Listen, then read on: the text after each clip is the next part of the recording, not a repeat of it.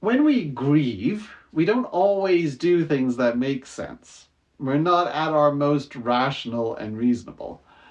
They say you shouldn't make major decisions in the first year of grief, but we still do.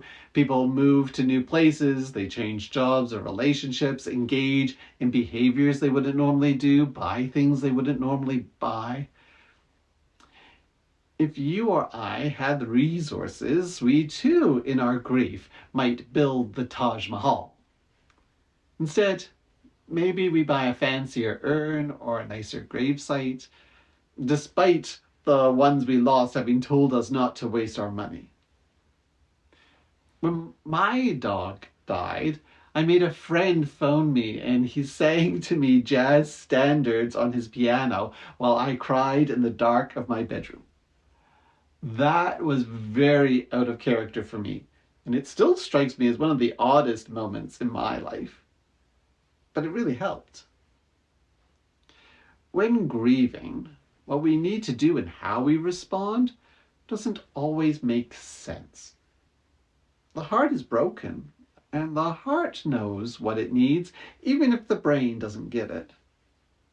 This is a moment when I think the brain can just take a back seat.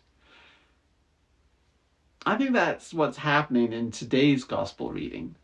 Mary anoints Jesus' feet with perfume. She wipes it with his hair. Now, I don't understand the cultural context for wiping someone's feet with your hair, but I suspect there isn't one. It was weird. The people in that room thought it was weird, and some of them said so. But Mary is grieving, and grief can make us act a little weird. Remember that Mary has been emotionally through the ringer. Her brother had died and then was raised from the dead. The perfume she used could very well have been holdovers from that funeral. So she is emotionally raw and bruised. And now one of her best friends, someone who is as close to her as any family member, is facing threats to his life. He's about to go to Jerusalem, and the political tensions are higher than ever. Think of the moments before Martin Luther King Jr. went to Washington. It was very tense. It's kind of like that. Mary doesn't have any foresight into the future, but she is very worried. There are serious threats on Jesus' life. And she just lost one family member and is now worried she's about to lose another. This too is grief. It's an anticipatory grief. It is normal that we sometimes grieve for people before they die. We can grieve situations that haven't happened yet. Our hearts aren't able to parse the difference between someone who's about to die and someone who already has. The emotions are sometimes just exactly the same. And in that grief, sometimes what you really need to do is just wipe oil on your loved one's feet and dry it with your hair. No need to explain or defend it, even though others might criticize. To them, your actions seem irrational, nonsensical. You should be saving money, they say, or donate it to a better cause. You should do this, or you should do that. There are just a lot of opinions out there on how you should be handling your own grief. They have opinions on how much or how little you should cry, opinions on how quickly you should be getting over it, opinions on what is healthiest for you. Judas had an opinion about Mary's expression of grief. He said, was this perfume not sold for 300 denarii and the money given to the poor? John clarifies that Judas didn't really care about the poor. He was stealing already from the common purse. But even if Judas's comment was sincere, it's still out of place. Who is he to have an opinion on how Mary laments? She wanted to do this for Jesus, and this is between her and Jesus. It's extravagant, true, but it's not hurting anyone. As much as others have had opinions on our expressions of emotion, how often have we been guilty of the same behavior? We have opinions almost instinctively on how other people should spend their money. Sometimes inner voices slip out. We might not realize we said anything, but the harm was done. We responded to an emotion rationally, instead of pausing to put ourselves in their shoes, to feel what they're feeling. We don't need to make sense of everything. If it causes no harm to others, we can give people the space they need to be nonsensical. So don't be a Judas.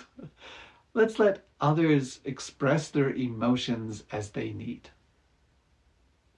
And besides which, I think I disagree with Judas. I don't think that perfume was a waste. Our time with loved ones is short. Mary knew that Jesus was walking into danger, so that situation was maybe a little more pressing.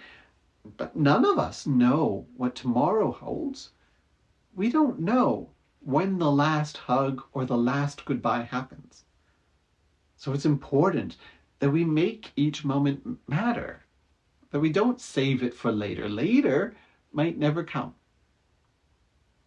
When I moved to my new house, I was looking through the china cabinet in the old house and deciding what was going to move with me.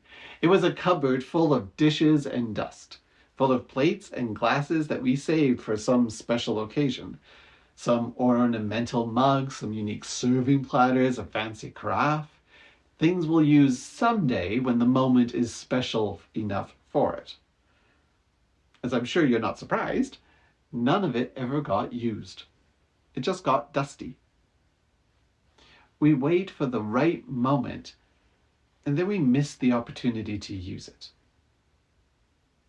Don't miss the opportunities you have with loved ones. Now is the time to express our love. Now is the time to take risks. Don't save that for some special event in the future. Use it in the moment you're in now.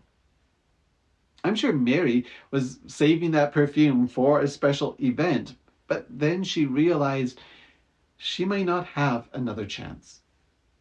What good is saving all of the best perfume for Jesus' funeral? She wants him to enjoy it now. Are you saving things for some special moment in the future?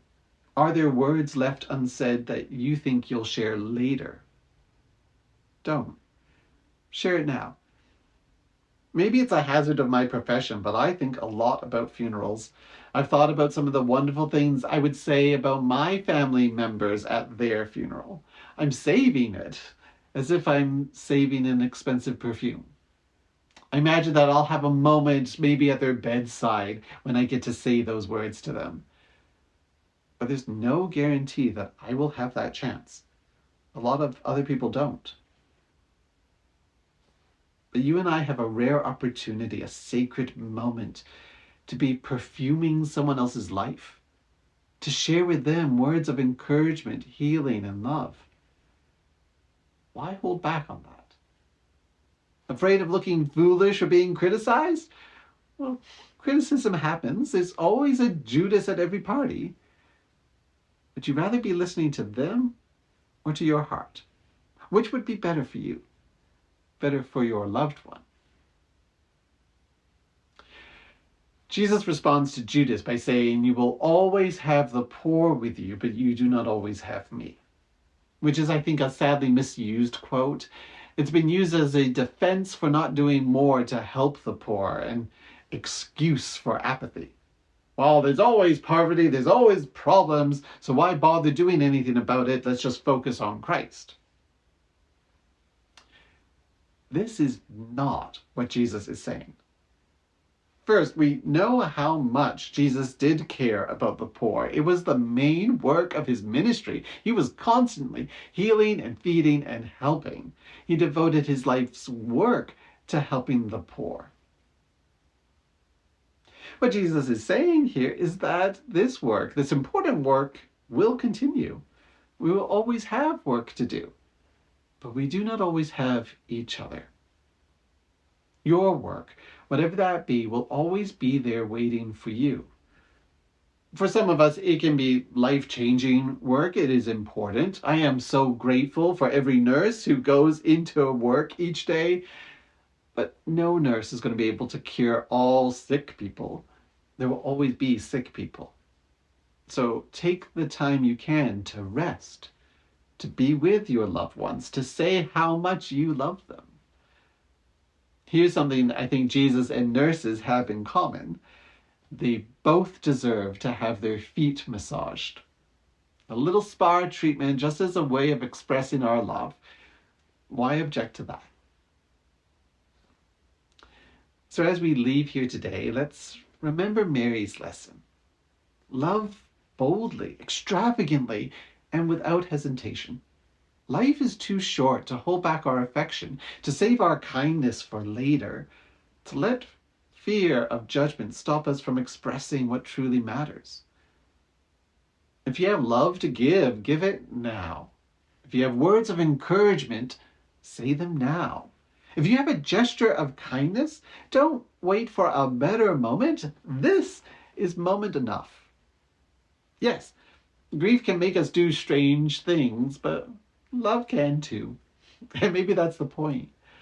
Maybe love in its truest form isn't always practical, sensible, or measured. Maybe it's meant to be poured out freely, without worrying whether others will understand. Mary's act wasn't logical, but it was beautiful.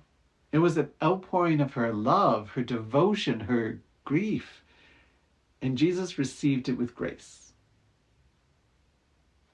May we do the same. May we not be so caught up in the work of life that we forget to love the people in it. May we not be so worried about what others think that we hesitate to show affection. And may we not be so afraid of looking foolish that we miss the chance to bless someone with our love. The truth is, we will always have work to do, but we may not always have each other. So while we do, let's not hold back.